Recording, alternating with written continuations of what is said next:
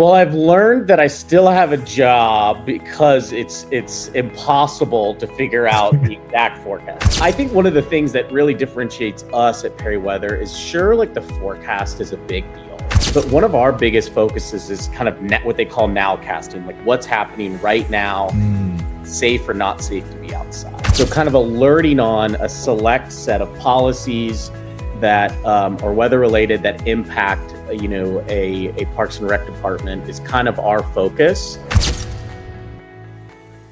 Welcome to the Daily Parks and Rec Show Leadership Series, where we spotlight the visionary leaders, innovative ideas, and game-changing solutions shaping the future of parks and recreation.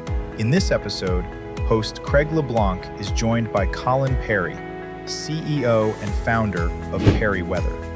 From turning a lifelong passion for meteorology into an industry-leading weather intelligence platform to helping agencies make smarter, safer decisions, Colin shares how technology is transforming outdoor operations and protecting communities. If you're looking to strengthen safety, embrace innovation, and lead with confidence, this is an episode you won't want to miss. Let's dive in. All right, we are live here again with the Daily Parks and Rec Show. This is a leadership series. We do a show Monday through Thursday, 12 noon Eastern time. We are a family of shows, now 16 shows, 16 show hosts, all creating content for the Parks and Rec industry of America. And so this show mainly looks to highlight leaders in Parks and Recreation, but also the vendors of the Parks and Rec community, to really tell their origin story and how they've been serving the Parks and Rec community. We have today with us Colin Perry with Perry Weather, a really good company that I've actually met and done business with in a former life. I'm not even sure if Colin's aware of it, but one of their systems was on some Oklahoma City that we got connected to, and that's where I met DoorLink and a couple of the others. And so every once in a while, we do a special edition where we highlight one of the vendors, kind of go deep into their origin story, why they chose Parks and Rec as the community of clients that they would like to serve, and get to know them a little bit better and kind of share their story with the rest of the nation's Parks and Rec. But before we get to that, I wanted to tell y'all a little bit about some of the upcoming shows that we're helping to produce, talk about the ones that we're currently producing, and encourage everybody to like and subscribe to our YouTube channel. Carla, why don't you go ahead and pull the YouTube channel graphic up. All right, so I think we got 150 subscribers just last week. Fortunately or unfortunately, we launched this whole platform on Facebook and LinkedIn, and our content library, we weren't even telling people that there was a content library. So they were just viewing our live content on X and on Instagram and all the other social media platforms. But now that we have 600 videos in our content library, and it's starting to be kind of a continuing education resource. And a great example is the Aquatics Life Show. So if you are an aquatics professional, every Friday we produce a show called The Aquatics Life with Wesley King. And it really is evergreen content. Anyone from the aquatics side of Parks and Rec can watch any of the 16 shows that we've produced, and I promise you're going to get a lot out of it. And so that's one of the things we aim to do with the media network, is to produce content that's valuable for years to come. So this is, I'll give you all the kind of the weekly lineup. If you want to pull up the TV guide, Carlo. All right, so this is our lineup, and we've actually added several shows to this. I need to update this. So my show is Monday through Thursday, 12 noon Eastern time, where we highlight the leaders of Parks and Rec.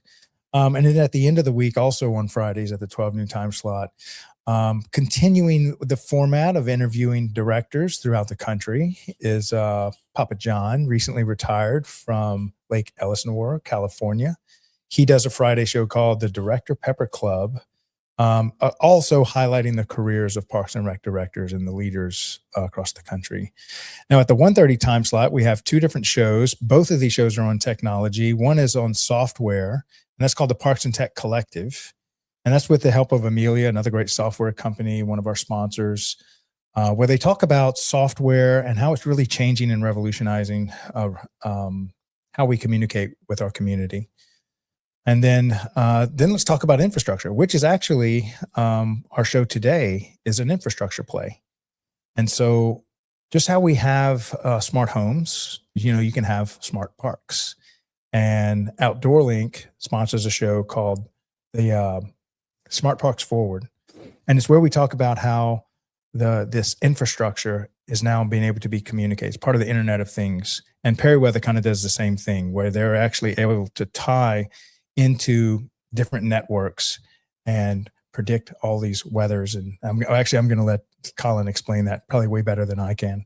But it's part of that infrastructure, and how our infrastructure in our cities is just becoming smarter and can tell us more and can feed us more real-time information. All right, so then on Tuesdays, we have On the Front Line. So if you're at a military base, one of the 300 across the world, did you know there's a Parks and Rec department embedded in every single military base? The military calls it MWR, which stands for Morale, Welfare, and Recreation. And John Prue has been serving that community for, I think 4 decades. And so he produces a show every Tuesday called On the Front Line, the Military Rec Show. So if you are, and it's not just for the soldiers, it's actually for the family members and the children that live on base. All right, so then it brings us to Wednesdays. We have a couple of shows there. We produce the Rec Room with Henry County, Georgia, where we highlight how a very well-run Parks and Rec department kind of pulls back the curtain and shows you how they handle master planning or rec sports, or how to run a festival, farmers market. So we have all the stakeholders there. That's one of our older shows. And then we have Safe Spaces and Green Spaces. Thomas White had a concept to talk about mental health and mental well-being and the role that Parks and Rec plays in that. So that's at 1:30. And then one of our recent shows is Arts in Parks and Rec with Beatrice. She is extremely talented and actually has a history in film production and stuff. So we talk about the performing arts and visual arts and dance and ballet and all the stuff, that the programs that are run throughout Parks and Rec throughout the country. Then that brings us to Thursday. This is actually the second oldest running show, Youth Sports Mastery, where we talk about all the youth sports that's going on across the country at the municipal level.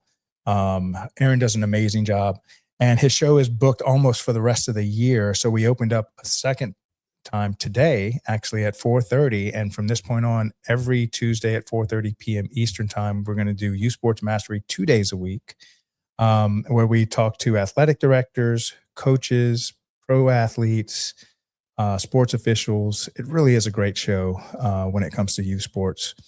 Now, at the end of Thursday, we have a show for the Young Professionals Network. So if you're a young professional, we have something called the Young Professionals Network, 5 p.m. Eastern time, every Thursday. If you're studying to be in this industry, or if this is your first 1 to 5 years, and even if you're a professor or if you're a mentor, and especially if you have an internship program, we've had several directors come on the show with their interns and talk about their internship program. And it really kind of talks about the next generation of leaders in Parks and Recreation. And then our last show of the week, the Aquatics Life Show with Wesley King. Love this show. It's all about aquatics. It's such a big, heavy lift inside of Parks and Rec to run an aquatic center. But Wesley does a great job presenting on that. All right, so that's kind of the lineup for the week. Let's go ahead and run our 2 transitions. We're also going to run a little commercial on the Smart Parks show coming up, and then we'll come back and start our conversation with Colin Perry.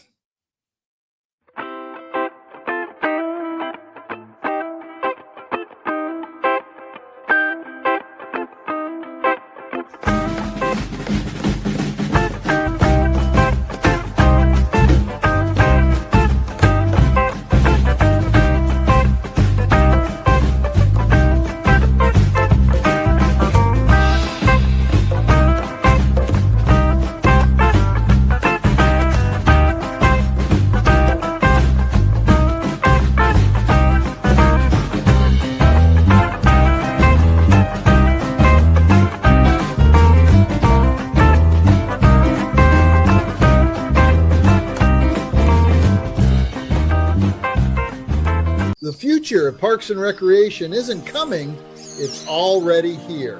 Across communities everywhere, technology is transforming how parks connect, engage, and serve the people who rely on them. From smart amenities and connected infrastructure to real-time data and innovative solutions, a new generation of parks is taking shape. Welcome to Smart Parks Forward, presented by DPRS Media Network and co-produced by Outdoor Link.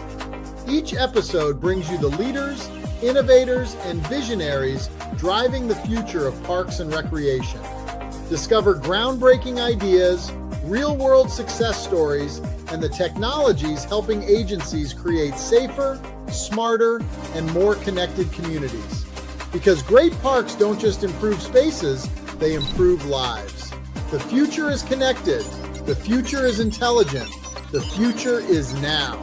This is Smart Parks Forward.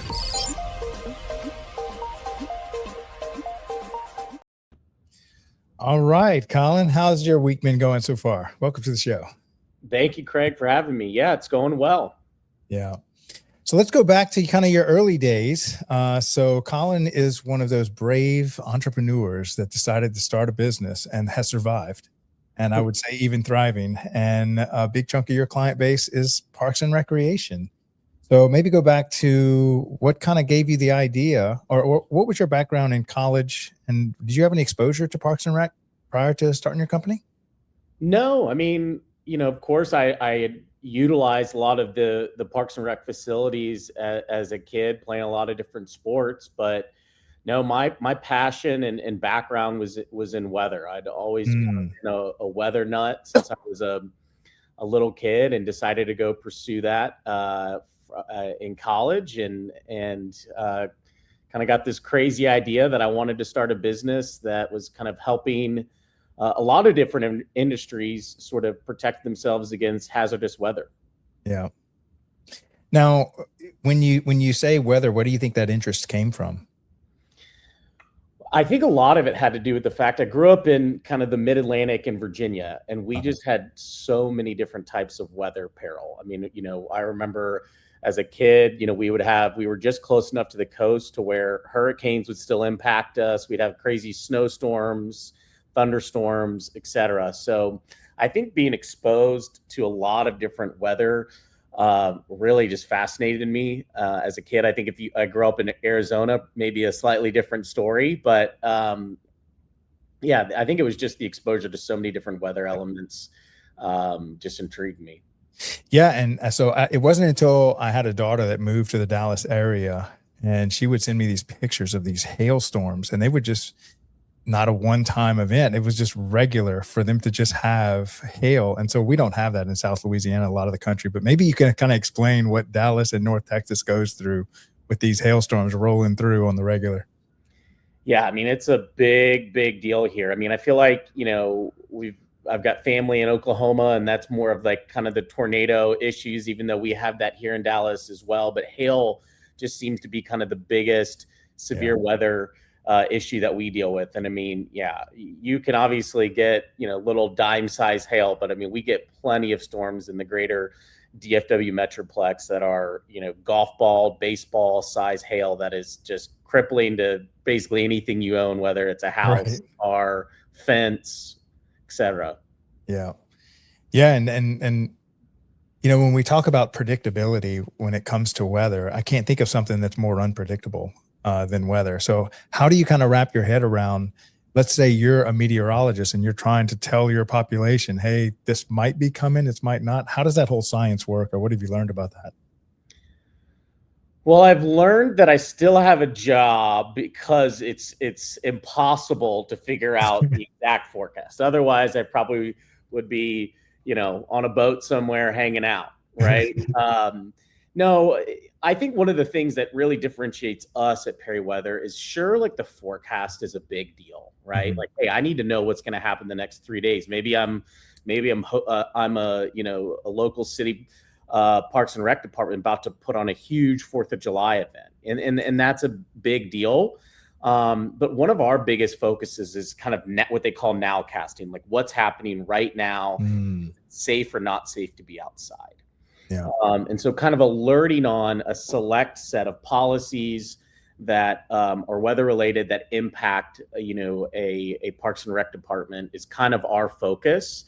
And so, forecasting is an element to that, but definitely kind of the real time, hey, should we have people outside? Should we evacuate? Should we get people, into their cars out of this open area? And that's kind of one of our biggest focuses at Perry Weather. Now, where did the concept of nowcasting come from? When did that start? And I imagine it kind of grew up around our technology being able to, understand what's right above your head. Yeah, I think a lot of it is, it's a couple things. One, as instrumentation and both publicly available and privately available data, weather data, has become more popular. That's been really helpful. And then I think the other thing is that there's so many regulations and rules now that were not there related to weather when I was growing up, and definitely when you were growing up as playing sports, whether you're in your local high school or you're at your local city park playing, soccer, baseball, whatever. There's just a lot more regulations out and a heightened sense of kind of safety, which I think is a great thing, that has led a lot of these parks and rec departments to go and invest into a system like ours. I mean, I think, some of these cities have hundreds and hundreds of acres of property that they're having to manage. And there could be people out there at any given time, let's say from 7 a.m. to 10 p.m. And the relative size of the areas that they're trying to cover comparative to the size of the staff of a typical Parks and Rec department, no matter how big or small the city is just really lopsided. And so having something that's out there, kind of the eye in the sky, 365, 24/7 is sort of kind of what we pride ourselves on, and is one of the big things that we're helping these departments kind of solve. Yeah. And so I imagine you have these major weather, networks or organizations, and they maybe have satellites and they're telling you what's going on in the region.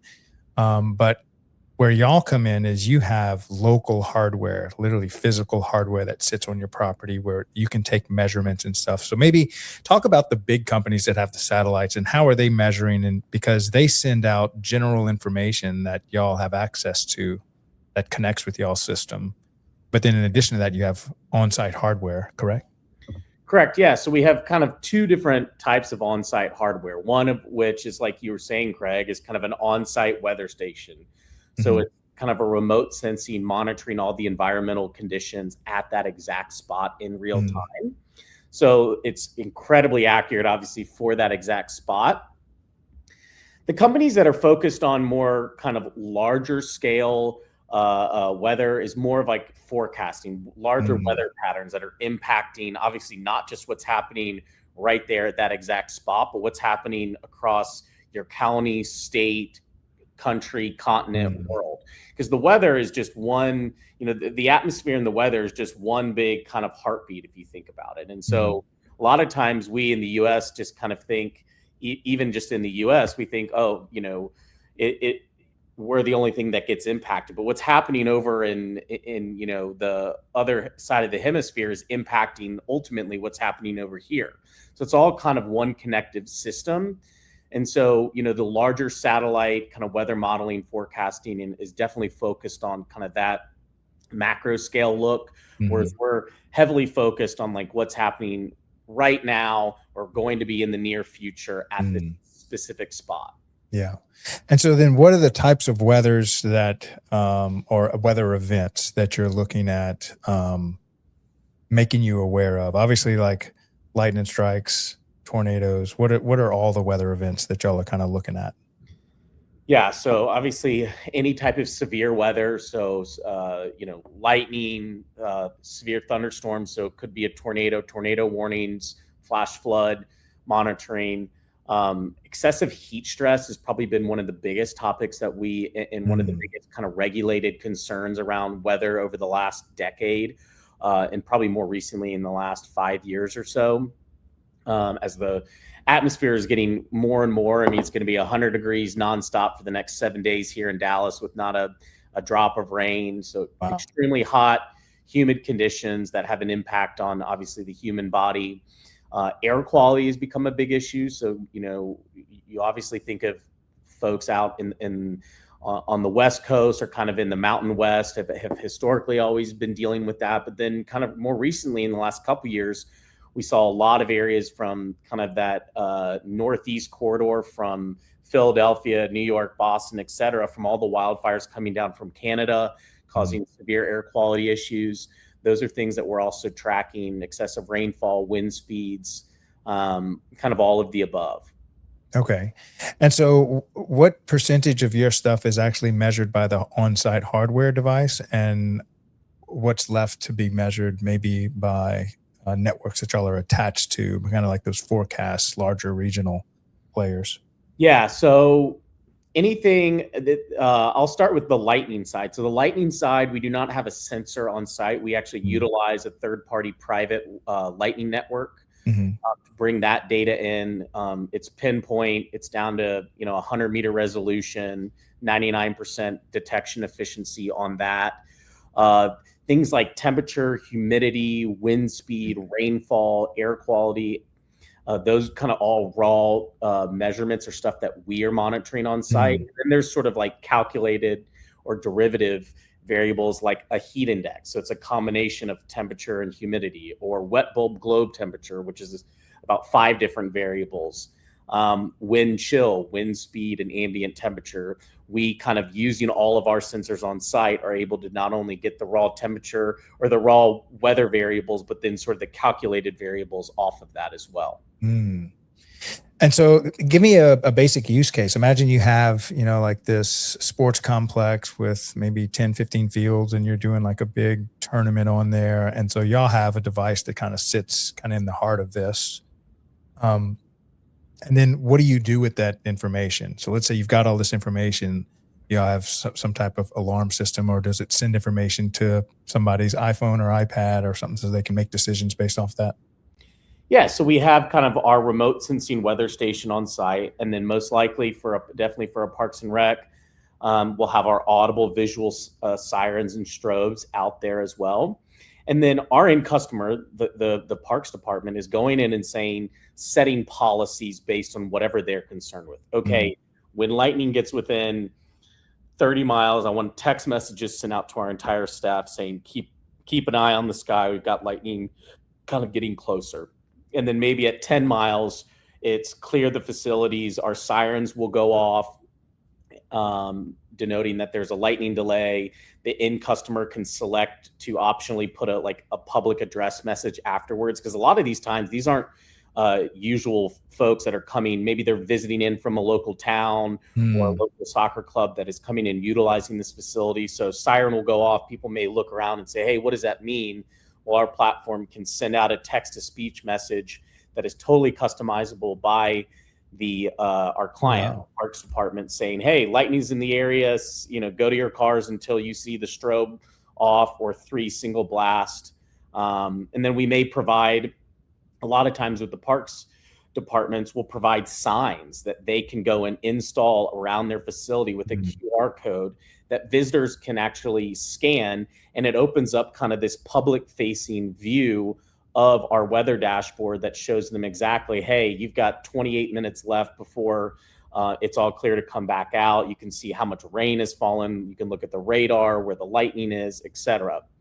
So that's kind of, one good example. Another thing that I feel like that happens a ton is, and it seems kind of niche, but I saw that you guys kind of have an aquatic show as well, is that you've been tied in to a lot of the aquatic centers and splash pads. And so, the splash pads in particular, typically there's not a lifeguard, there's no one manning it. And so they were having big issues. A lot of our customers were saying, hey, anytime a storm is coming through, we have to go send our guys out in trucks to go to every single splash pad, manually turn the splash pad off. They sit in their truck for however long, 20 minutes to 2 hours, for that thing to storm to pass and it be clear. They get out of their truck, they turn back on the splash pad. So it's a very, very cumbersome and inefficient kind of use of people's time. And so, we have integrations where we have what we call our Storm Bridge, which we can integrate into these splash pads, aquatic centers that can, the moment that wind speed gets above 25 miles an hour, lightning gets within 8 miles of that facility, whatever you want it to do, it can automatically turn off the splash pad for obviously for the safety reasons, or just maybe efficiency. Some folks kind of up in the Northeast or the upper Midwest get a cold snap and they're like, hey, it's 50 degrees outside. We don't need the water and the pumps running Right. out there. Right. And so that's another use case that Parks and Rec are using our devices and our between our hardware and software. And then I think another really good use case is the ability to communicate like rainfall. So another thing is hey, we have these rain outlines. It may not be a severe thunderstorm, but the parks were closed, but we received 2 inches of rain overnight at ABC Park. Well, typically somebody's driving out there, going and assessing how much rain has fallen, seeing kind of the conditions of the field, and then making a call. Well, with our platform, hey, Park A, we can get about a half an inch to an inch and we're fine. Park B, we get a 1/10 of an inch and we're flooded. Yeah. You can go and virtually see exactly, okay, let's go and close Park B. Park A is fine because it only received 1/4 of an inch, et cetera. So it's something that you can virtually go in and monitor all the live conditions, and you can set different thresholds. And then you can update that live view of the park that is publicly available, showing the lightning delay or whatever. And you could go and put a statement just like this little ticker is below here on this podcast platform saying, hey, this facility is closed today due to excessive rainfall overnight. Please stay tuned for, when the facility will reopen. So we're trying to figure out ways. Weather obviously impacts these Parks and Recs departments, but there's sort of the next step. We call it the weather workflow. Said weather event happens, and these Parks and Rec managers are then having to go and do something, turn off an aquatic center splash pad, close a facility due to excessive rainfall, get people out into their cars or under some sort of protective lightning shelter when severe weather is. So we're helping solve and automate all of the next things. So us just monitoring some sort of condition and sending a text message, may be helpful, but there's other things in their day-to-day that weather is impacting that they then need to go do. So how can we go and help automate that, especially when you're talking about expansive areas, not only at an individual park, but across an entire city or county? Yeah. Now, what are some of the other facilities that make sense to have this? Obviously, like a golf course, but are there any others similar to that? The sports fields, golf courses, splash pads we mentioned? Hiking trails is a big thing. Private, a lot of these folks have lakes, so like boat launch ramp, things like that. That's a lot. We were out at the lake the other weekend. Thank goodness we didn't have bad weather, but it was one of those things you think about. I'm obviously in tune with the weather, right? Yeah. That's my background and that's my thing, but the everyday person may not be thinking about it. And so they go and see, oh, the skies look fine, and they're launching their boat, they're getting all their stuff, they're getting maybe their kids in, and then all of a sudden, they're 15 minutes out in the lake and a huge storm comes up. Well, if there was something alerting them saying, hey, it's not safe, or, be wary of the weather, we're seeing something come in, that's it, that could potentially save people's lives. And so, that's another example. But I'd say anything, whether it's a baseball complex, soccer fields, just generic park that has, big, playground for kids, splash pads, the pools, the local municipal golf courses, all of the above are exact kind of endpoints for where we kind of come in and are helpful. And so what's the coverage of one of these units? Are they different sizes, or let's say, can one of these units cover a massive sports complex, or do you need two? Or what about, cities will have 30 parks scattered throughout the whole city. So how do y'all kind of work with that? Yeah. So we are different in the sense of I'm sure a lot of your listeners have, the local kind of tornado sirens that are basically strategically placed around the entire county that are kind of alerting for the entire area. We are a hyper local right there. Like if we're going to alert for that park, that is our customer. That is the end case. We don't need to go and alert for 3 streets down for the, for people that are riding bikes over there. And so typical coverage for our audible visual, you can get up to 4 speakers. So let's assume that you have 4 speakers on there. You can typically cover, depending on the foliage, the topography, et cetera, typically like 30-ish acres per device. Mhm. So obviously, like a large, some of the complexes we work with, maybe a couple hundred acres. So they may have a handful, 4 to 5 of these devices. But I'd say like the typical setup at an individual park is just 1 or 2 Yeah. that can handle one of these devices. Yeah. Now, what kind of do y'all have to have? Like you have your own cell phone connection to the internet, or do you go off their local Wi-Fi, or what kind of the requirements for the facility? Yeah, great question.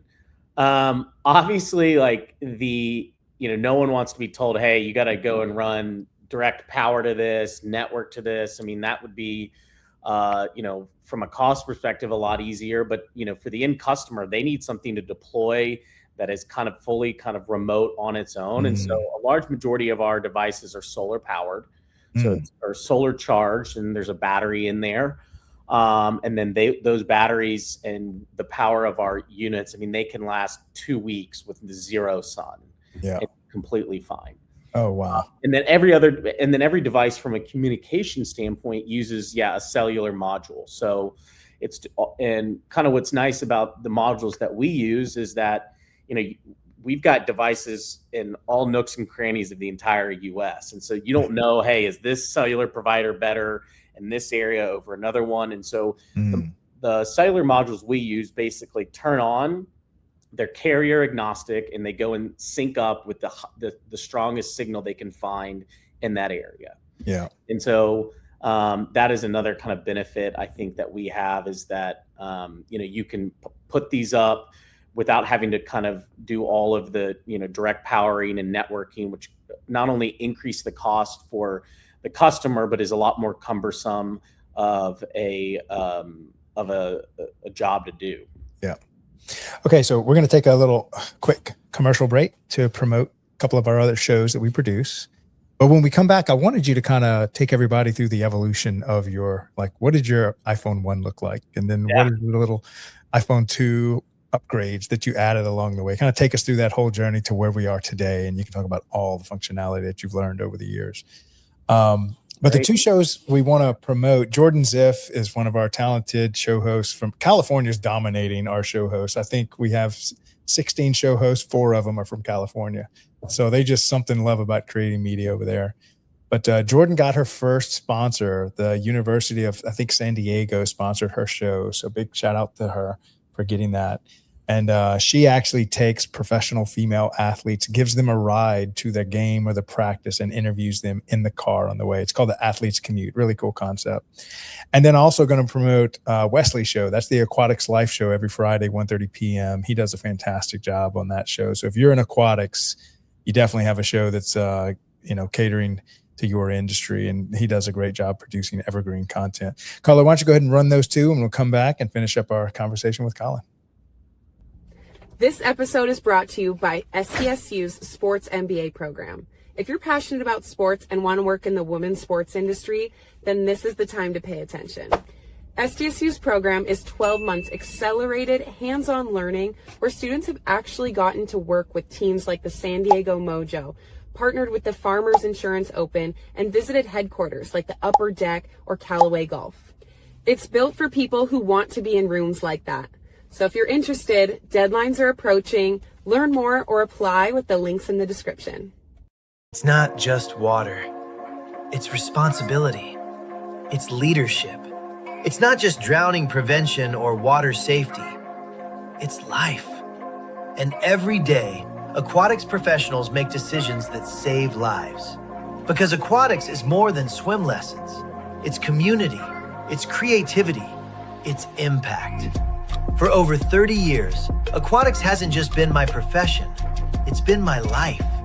I've seen the challenges, the pressure, the grind, but I've also seen the power of great leadership and what happens when communities come together. This is where education meets entertainment, where real conversations happen, where aquatics professionals come together to learn, lead, and grow. Because aquatics should bring people together. This is Aquatics Life, streaming on DPRS Media Network.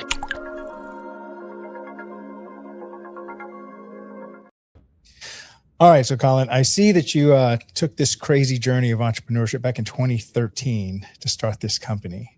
Yeah. So what kind of gave you the idea to just start the business? Why did you pick weather monitoring? And then kind of what was your very first product that you're probably embarrassed to say today that was your first product? Yeah. No, yeah, like I said, kind of earlier in the show, I've always been just fascinated by weather, pursued a degree in that, absolutely loved it, looked at a couple different options, whether it was in the private sector, on TV, working in the public sector for like the government, like National Weather Service or NOAA. But I'd always had this kind of entrepreneurial itch and said, I'm kind of the end of 2012. I said to myself, 22 years old. I've got nothing to lose. Let's just go and try to start something. And I had seen that there was kind of a big disconnect sort of in the business to business kind of world of weather. There's a dime a dozen of these kind of free weather apps that are going to tell you generically like how hot is it outside? How cold is it? Is it going to rain tomorrow? And that wasn't really the angle. The angle was sort of a safety compliance tool. Hey, there's people and companies that require a much higher level of safety as it relates to weather and much higher quality of data than what the kind of generic kind of free or freemium weather apps can provide. And so that was sort of the idea. And as I continued to look in kind of research, I started seeing that, first and foremost, that the education space, sort of that K through 12 higher education space, there was one or two competitors there. They had been kind of around for a long time, done a good job, but they just weren't really getting pushed to evolve and innovate, with this technology. And so that was kind of me as a young 20-something-year-old guy right out of college trying to figure out what I wanted to do, and said, let's go after this. And it started just as kind of a software only platform. And then, some of the things that are probably a little cringeworthy, but also a big part of our story is like, I started building the first 40 or 50 of these devices in my garage. No way. I'm not a hardware engineer. I can safely say that none of these devices are out in the field now, but they worked actually fairly well. What were they? So what was the purpose of these devices, and where did you find them? Did you build it from scratch, or what did you build them from scratch? Yeah, and the first concept was just, hey, we got sort of the notification side of the alerting for maybe, let's say, lightning at the facility, but I need like an audible visual horn that's attached to it. And so started building these devices and started selling. I got to about 40 or 50 and I was like, I cannot do this. Keep doing this. I mean, it was me, maybe one of the two other people. I'm, wearing so many hats, I can't even see myself in the mirror type deal. And I was like, I'm also not qualified to be probably building this hardware. And just kind of, evolved and started bringing on experts. That's been, I feel like, a big part of the success of the company is like, I feel like I've got some good ideas. I feel like I know a lot about weather, but I am an expert in not a lot of things. Right. Bringing in the right people to help us grow and build this has been paramount for the growth of the business. And so, bringing on hardware engineers that know what they're doing and that allow us to evolve, right? Allow us to start doing way more functionality than we ever could. I mean, back in the day, it was just, kind of like an air horn, truck horn type of device. And it was a pneumatic, that was all it could do. And nowadays, it's completely electronic. You can do text to speech, you can schedule, hey, park closing at 5 p.m. every day, Saturday through Sunday type of deal. You can have multiple languages speak, as a lot of parts of the country have different backgrounds and languages spoken. So it allows us to kind of just evolve and open up the use case to a lot of different things. So your first version hardware so you really started on the software side, kind of like bringing in all the public information that you could to one location and then pushing it back out. But then your first hardware play was what? Just a siren that kind of said something's going on, take cover kind of thing. Exactly. And then we quickly evolved and started adding the weather stations. So kind of What year was that? Did you add at the weather stations, you think? probably 2015, Hmm. 2015, 2016, something like that. And that was the same concept. We said, you know, we could go buy a bunch of stuff and try to put it together and with our software, but we felt like, hey, let's build it from scratch. And so we were building all of these, buying all the raw sensors, putting them together, writing all the code, and having a data, like building our own data logger to read the data, feed into our software platform. And we got through about 100 of those. We're like, okay, this is working, but it's kind of a good problem to have. We're scaling too fast. This takes way too long to build these things. The cost was a lot more economical for us, but there was sort of this time cost battle. And so we wanted to focus on the software and the technology side. And so we kind of have partnered over the years with different weather station manufacturers. And, we get some things customized based on our needs, and then we add some things to it. But we're really focusing on kind of okay, we're remote sensing, but then how do we go and tie it to the software and make that data valuable to people? Right. And automating a lot of things. And so that's where we find our sweet spot, and that's what we focused on. So when you talk about your weather station, so what is it measuring real time? Is it humidity? Is there something for lightning detection? What are the different components that you had to put in there to kind of add all this functionality? Yeah, I mean, there's a temperature humidity sensor, so measuring both of those. Obviously, a pressure sensor, so measuring the barometric pressure, wind speed and direction, rainfall. We have a black globe sensor, which is used for wet bulb globe, which is the kind of gold standard for heat stress monitoring now. It's how most of these policies across heat stress have been written for this new weather variable, or it's newer to a lot of folks. I guess it's been around since the 60s. And so we have that type of special device on our weather stations as well. And then there's a lot of like calculated variables, right? Like heat index or wind chill, wind gust, all of those different things. Yeah. All right. So you've got the software collection, and then you've got a way to kind of push it out to your clients, and then you've got your weather station that's kind of collecting all the data real time. So what's the kind of alert, your speakers, your strobe lights, or how do you kind of let the community know what they need to do, what their next move needs to be? Yeah, it's kind of all predicated on our customers. Like we give them, we do not set the policies for them. We're not policy or regulating people.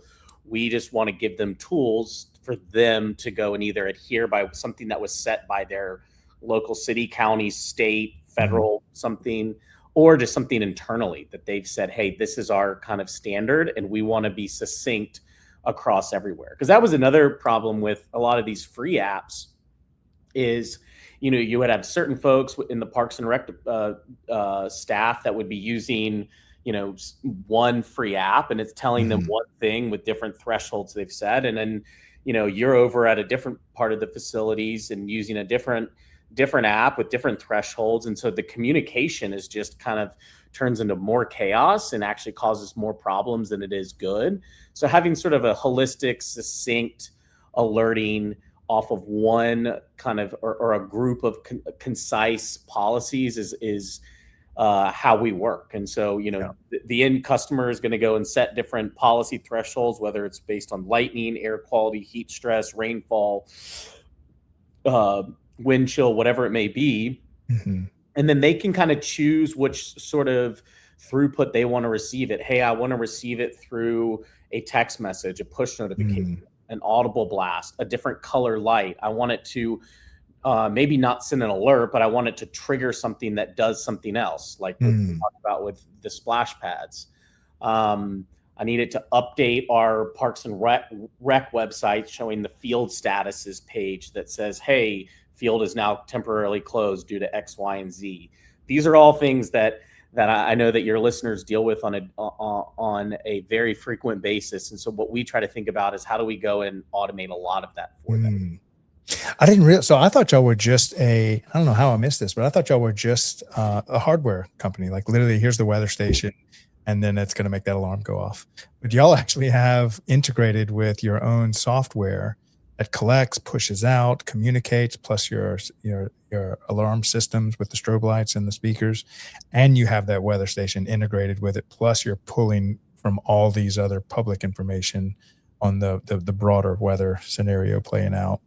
Exactly. Yeah, I mean, it's the real kind of secret sauce in our platform is the software.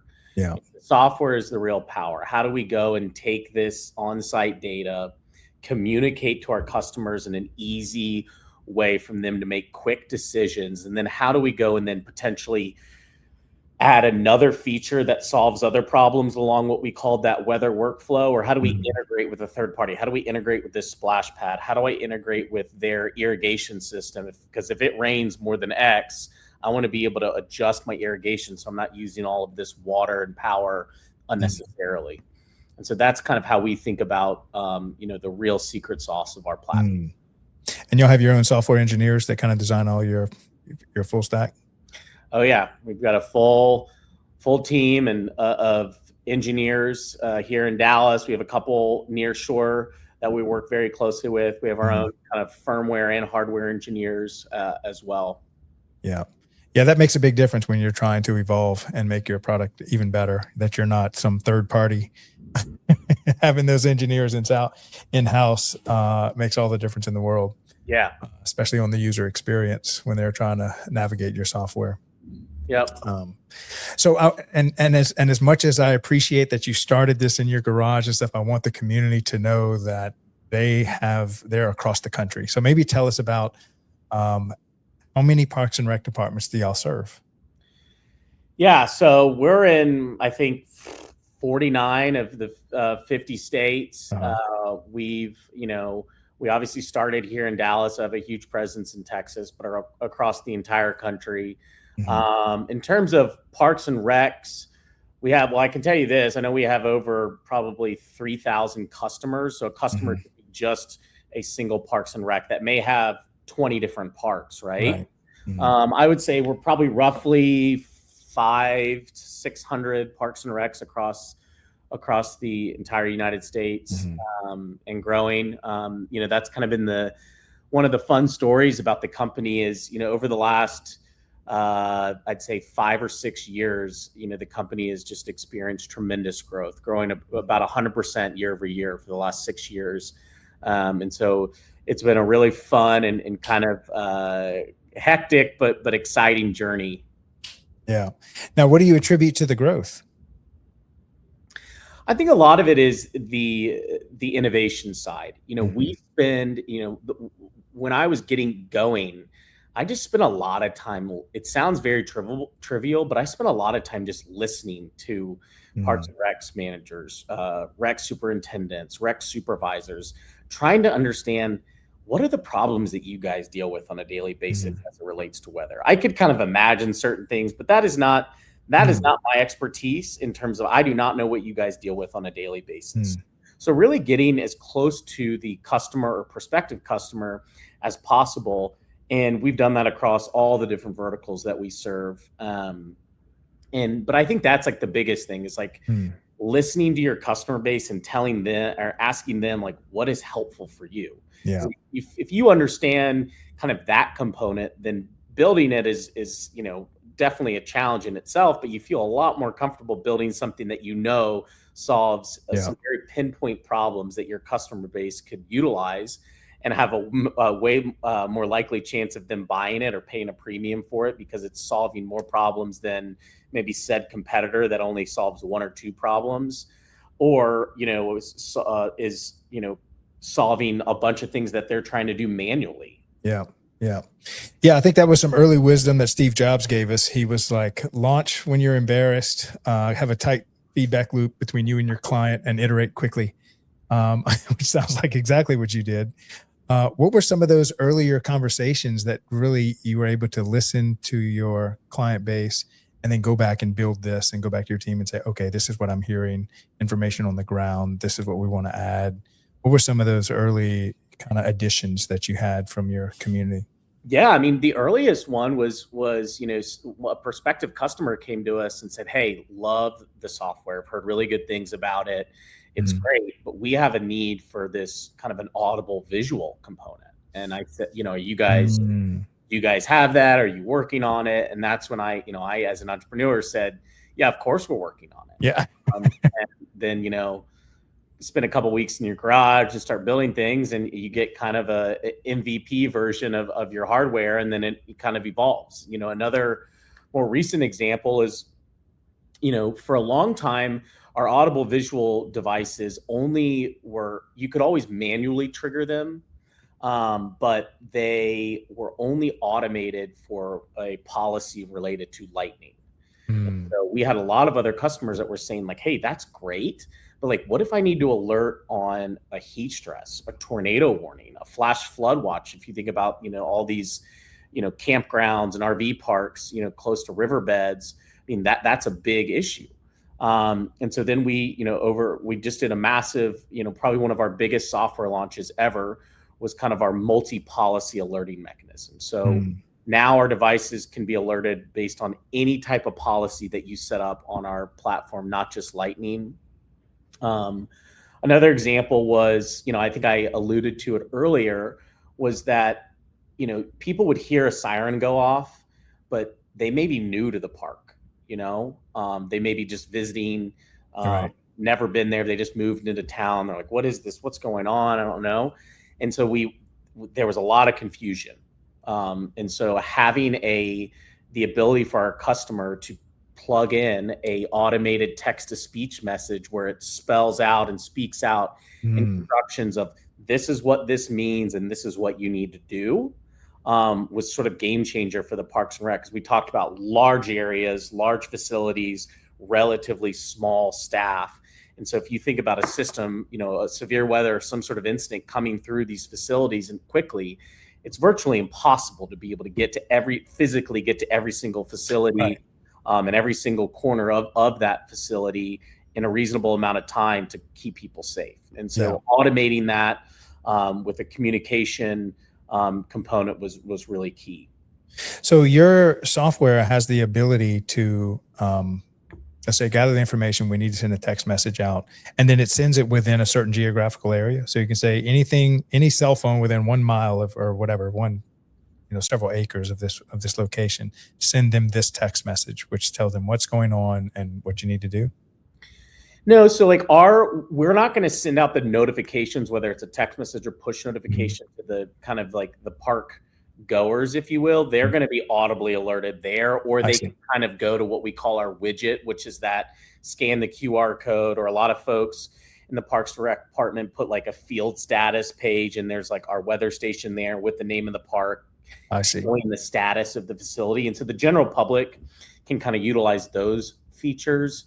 From a staff perspective, yeah, they're going to receive notifications either based on, hey, I've elected to receive alerts for ABC Park, or we have what we call kind of our geofencing. So, hey, I don't want to be alerted of all 20 parks that we have if something's going through. I only want to be alerted when I am at a facility and something's going through. So through our software platform, it's tracking your GPS. So if you get within say 1 mile of that facility and a system comes through, it's only going to alert you at that part for that notification. And so it's really nice because a lot of these, Parks and Rec managers may say, hey, I'm going to cover this facility for this big, soccer tournament that we're hosting. Well, I don't want to get inundated with 20 other text messages or alerts for other facilities. That's not my domain for this weekend. I just want to get alerted for this site. And our software platform helps with that, to just kind of isolate it to what they are, where they are, when they need to get it. Okay. Now, I hear that you're an avid golfer. Where does that come from? How long have you been doing that? It comes from my dad, who's the biggest golf nut. I had a major disdain for golf up until COVID, and I just fell in love with the sport, something that I never thought would ever happen, and I've just become a massive golf nut, maybe as much as a weather nut. And so I attribute everything to my dad for maybe like force feeding me golf and trickling over 30 odd years. And then it kind of just took me and maybe everything else closing to get out there and say, hey, I actually think I like this. And then you catch what they call the golf bug, and it just never goes away. Yeah. Did Jeff tell you that one of the content ideas was creating like a show all about golf and municipal golf and all that kind of stuff? Oh, fun. No, I did not hear that. So we were like, so we obviously wanted to help educate people about just weather and how to respond to it and what your company does for it. But then we just started talking about golf. I was like, what do y'all do for golf courses? And then he told me that you were big into golf and he loves golf. So like a lot of these guys love golf. I said, well, we have been dying to create some type of golf show because that's a big part of Parks and Recreation. They run these golf courses and stuff. And of course, y'all's product and services sit squarely inside of these golf courses. And a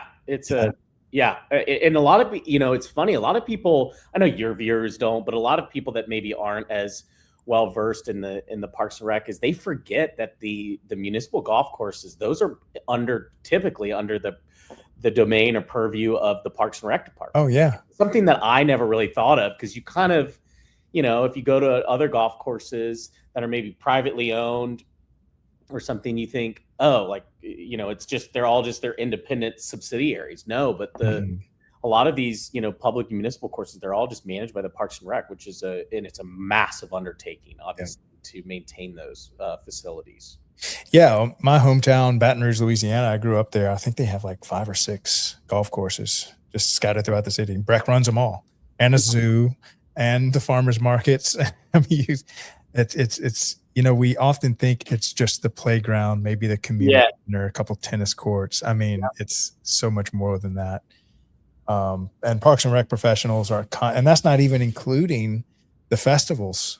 A lot of these towns, they'll put on 50 or 60 festivals a year. It's like one a weekend.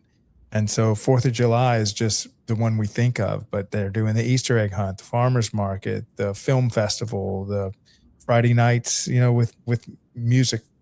Of course, now here in New Orleans, that's a whole nother animal. Yeah, we're just nonstop stuff. Well, one of our customers here in Dallas, it's the city of Addison. It's actually relatively really small city. Yeah. But they probably put on the biggest, or if not like one of the biggest, fireworks show in all of DFW. I mean, there's 50 plus thousand people. I think it's called Boom Fest or something like that. I mean, it is a massive attraction. And they may have in that city, and you think of Dallas, I mean, it's kind of right there in Dallas. It's close. And it's probably only got maybe like 2 park facilities. Yeah. But they put on this, I mean, it's for a city that small, it puts on, a massive fireworks show. So obviously, weather is of very much concern during coming this weekend. Yeah. Yeah. And those festivals really you can have an issue. And if you ask any Parks and Rec director that puts on festivals, they're like, the one thing we can't predict is weather. And like you said, some of these small towns, I remember I interviewed one small town from, I think it was Iowa. They have this cool event every year. It's a tug of war between 2 cities on either side of the Mississippi River. So they put this long rope and the cities pull back and forth, and they'll have like 15,000 people show up on either side to do this. And it's a standing tradition. But I mean, they're always organizing large outdoor events. And now I heard that y'all have some type of mobile units. Is that something that people buy? How does that work? Yeah, I mean, it's effectively the same kind of device. It's going to be powered by just like a much smaller battery that can be recharged. Sometimes people put a solar panel on if it's like a multi-day festival or something. But yeah, I mean, it can monitor, it's the same setup, have a weather station on site, audible speakers. It's going to work the exact same way. It just can be moved around and, set up and torn down like very easily. Yeah. And so it comes kind of in this great kind of, think about like a big Pelican like travel case. If you have a bunch of camera equipment, it's effectively the same thing. So it's easy to pop up. You connect power and it immediately comes online, and you'll see it on, both on our web dashboard and our mobile app. And it'll work the exact same way if it was, permanently installed on, top of a snack bar at a, at a soccer complex. Yeah. All right. So where can people kind of find you? I know y'all are doing the whole tour of all the different state annual conventions, whether you're at TRAPS or y'all go to CPRS. I think I talked to Jeff. I think y'all are going to almost every one of them, correct? Or most of them. Yes, we are. I've been, I was going to NRPA for so many years over the last, probably decade plus. And obviously TRAPS, kind of the local Texas one, and we go to a lot of the state local shows, and then obviously the national show and some of the other shows. We will probably go to close to 100 conferences across all of our verticals this year. Yeah. So Jeff is a busy man for sure. Yes. He's actually, I think, in Philadelphia right now for a different conference, but we pride ourselves on getting, not only like, we find it as a great sales opportunity, but we love just getting in front of our clients. Yeah. We love, hearing from them, hearing the positives. Hey, what have you guys thought about this? Shaking hands. We host happy hours and stuff like that at most of these conferences. So it's a great opportunity for us, not only from a sales perspective, but we'll bring our account managers and so what their job is to make sure that our customers have the best experience with our platform as possible. So they're not there to sell them anything. They're just there to listen to anything that, like, hey, can you help me with this? We're actually interested in, doing this. Have you guys thought about that as an opportunity? And so, we'll go to a ton of them every year because we find it beneficial from kind of multiple different angles. Yeah. Well, man, look, I really appreciate you coming on the show, telling us your origin story, how you're so interested in weather and how you made a business out of it. And now you're doing business with our community of Parks and Rec professionals across the country. Well, I can't thank you enough for having me. It's been a pleasure and really appreciate it. Yeah. Well, thanks a lot, Colin. And hopefully we can get y'all to create a golf channel, a golf show with us, all municipal golf, Parks and Rec. That would be a blast. Yeah. Love that. Yeah. All right, man. Well, have a great rest of your week. Appreciate you coming on the show today. All right. Thank y'all. Yep. Thanks a lot. Bye. Bye. All right. So that's another one of our great vendors, hopefully coming on as a strategic partner to help us create content for this industry. And really has been serving the community of Parks and Rec professionals since 2013. I really like how Colin says that especially when it comes to having a responsibility for your community, running these massive events, whether they're sporting events or festivals or aquatic centers, or even these playgrounds, that what Colin and his company does is it helps you run your, not just from a safety standpoint, but from an efficiency standpoint. You can imagine that if you've got a splash pad and you've got a big storm coming over, I don't know if you remember that part of the story where he's saying that Parks and Rec professionals are having to literally drive out during the storm, shut off the splash pad, sit there and wait for it's over. Because, kids, they'll just play in the middle of the storm and stuff. And his whole system can actually control all that, shut it off. And then you can actually control the message that goes out to your staff so that you can really respond real time to what's going on, to the weather event that's right over your head. So really cool company. And actually I've had the pleasure of recommending their system in a former life when I was a vendor for this industry. So definitely great company, and hopefully we can do something special with them. All right. So hang tight. It is Tuesday, and every Tuesday on the front line with John Prue, it's our military rec show at 1:30 p.m. Eastern time. And then following that at 4:30, our second show for the Youth Sports Mastery show. So if you love Youth Sports Mastery, which obviously everybody does, because I can see his numbers, and he's already booked pretty much, I think, through November on the Thursday show. So we're doing a second show every Tuesday, 4:30 p.m. Eastern time, where you can hear Aaron talk to sports professionals, college, high school coaches, athletic directors, professional athletes, all about rec sports, all about youth sports, the Youth Sports Mastery show. Big shout out to Aaron, also for being one of our earliest show hosts. So All right. Really appreciate Perry Weather and Colin Perry and the team over there. Jeff Wood, big shout out to him for connecting us all. Thank you all for coming on the show today. Thank you for sponsoring DPRS Media Network, where we will continue to raise awareness around the Parks and Rec profession and all the stuff that goes on in every community across America. Thanks a lot, guys. We'll see y'all here tomorrow. Love y'all. Bye. In today's parks and recreation industry, communication, safety, and efficiency go hand in hand. That's where Outdoor Link comes in, delivering smart technology that empowers city departments and community planners to do more, smarter. Outdoor Link's platform connects and automates everything that keeps your parks running smoothly, from lighting and locks to signage, water features, Wi-Fi, and digital advertising. Control and schedule park lights for safety and energy savings. Remotely manage facility access. Coordinate fountains and splash pads. Provide public connectivity.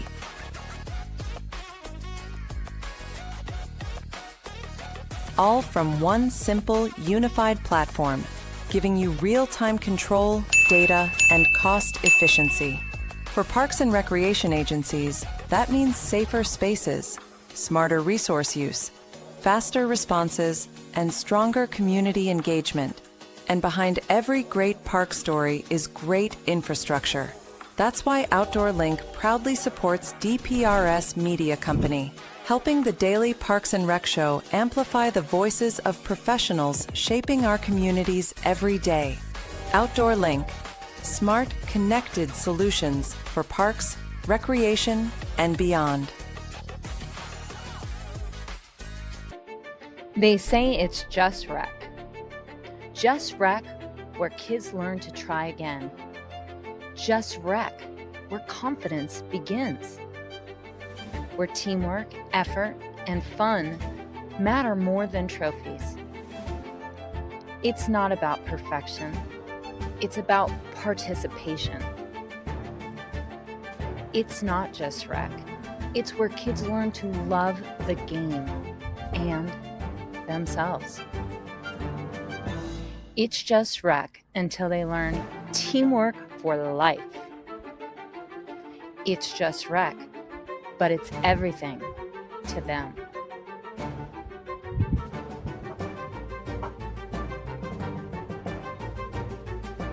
It's more than rec. It's a movement. It's just rec until you realize it's shaping the next generation. Together, we're not just running programs. We're building a culture of confidence, connection, and community. Join us. In the parks and recreation industry, attention is limited, but influence is everything. Every day, thousands of parks and recreation professionals make critical decisions. Decisions on infrastructure, programs, technology, and vendors. The question is your brand part of that conversation? DPRS Media Network was built to answer that question. We are a dedicated media ecosystem focused exclusively on the parks and recreation industry in the United States. Through a network of daily and weekly shows, we inform, connect, and influence this audience. Our distribution spans multiple platforms: LinkedIn, Facebook, YouTube, X, Instagram, plus email campaigns, newsletters, podcasts, and live event coverage. This is not a single-channel strategy. It is a multi-platform media engine. Today, our network reaches over 214,000 connections, including 51,000 on LinkedIn, 64,000 on Facebook, nearly 40,000 email subscribers, and thousands more across podcast and social platforms. While some audiences overlap, our true value is not just reach, it is relevance. We speak directly to parks and recreation directors, program managers, and industry leaders, an audience that is highly targeted and actively engaged. Through DPRS Media Network, your brand integrates seamlessly into this ecosystem. Through sponsored show segments, targeted advertisement placements, podcast features, and host-read promotions, even custom-branded content. Not as interruptions, but as part of the conversation. And we don't just operate online. We attend over 15 major parks and recreation conventions each year, reaching more than 24,000 professionals in person. Through live shows, interviews, and on-site media coverage, we position our partners at the center of the industry. Every piece of content we produce is amplified across our entire network. Multiple shows, multiple hosts, multiple platforms. Your message doesn't appear once, it multiplies. This is more than advertising. It is strategic positioning within a trusted media network built specifically for the parks and recreation industry. If your goal is to reach decision makers, build credibility, and stay top of mind, then it's time to partner with DPRS Media Network. Apply for partnership or sponsorship today. Let's position your brand where the industry is already paying attention.